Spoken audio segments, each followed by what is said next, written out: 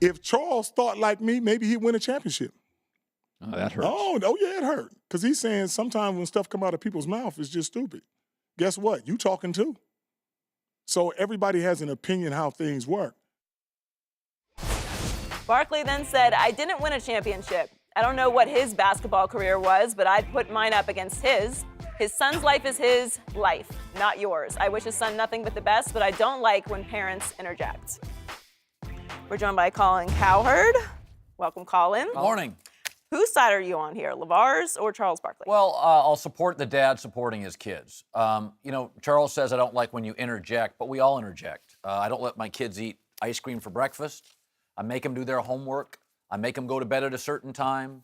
Sometimes they get in trouble. They get what the NBA would call a suspension from dad. So we interject all the time.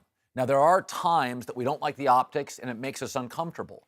But I impart as much wisdom as I can. I give my daughter and my son advice. I asked LaVar Ball yesterday, I said, what's the line between, strong parenting and Todd Marinovich's dad? And he said, my kids love basketball. He goes, I'm not forcing them to play basketball. With my kids, they liked it, but they didn't love it. So I backed off and we do other stuff. Right. So I'm going to support the dad who's supporting his kids. It's easy to make us uncomfortable. But let me just throw this out there. In a world where everybody gets a ribbon, is it the worst thing in the world for a parent to put a little heat on their kids?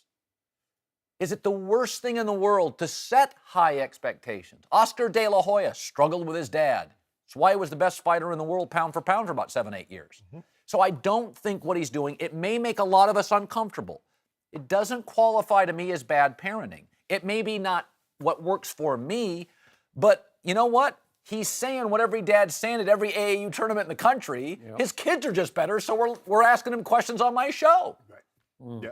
Skip, you remember when he came on, I prefaced my comments says, I don't want to tell you how to raise your kids. Yep. And by all indication, you've raised 3 great men. And that's what that's the problem that you run into. And see, a lot of times, and Charles has always been one to say this is my opinion. Okay, you gave your opinion.